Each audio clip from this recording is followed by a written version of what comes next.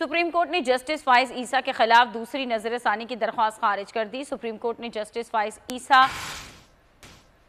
का फैसला जारी कर दिया है। सुप्रीम कोर्ट ने दरख्वास्तें वापस लेने की बुनियाद खारिज कर दी है।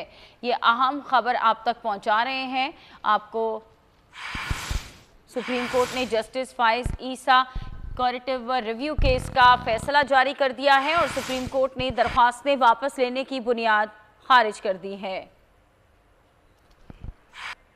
इमरान वसीम हमारे साथ लाइन पर मौजूद हैं, इस बारे में मजीद उनसे जान लेते हैं। इमरान, बताइएगा। जी बिल्कुल, ये दूसरी दरअसल नजरसानी की दरख्वास्त थी जिसे क्यूरेटिव रिव्यू का नाम दिया गया था। पहली नजरसानी की दरख्वास्त में तो जस्टिस कादी फाइसा, जो कि अब नामजद चीफ जस्टिस ऑफ पाकिस्तान है और 17 सितंबर को वो चीफ ऑफ पाकिस्तान का हल्फ भी उठाएंगे। उनके खिलाफ ये दूसरी नजरसानी की दरख्वास्त आज वफाकी हुकूमत की जानिब से वापस लेने की बुनियाद के ऊपर जो है वो खारिज कर दी गई है।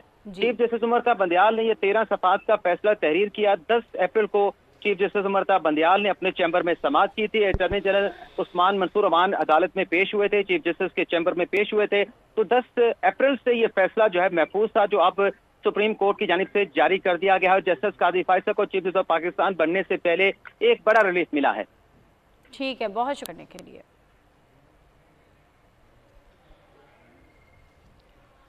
वज़ीर-ए-आज़म शहबाज शरीफ की ज़ेर सदारत स्पेशल इन्वेस्टमेंट फैसिलिटेशन काउंसिल की एपिक्स कमेटी का इजलास।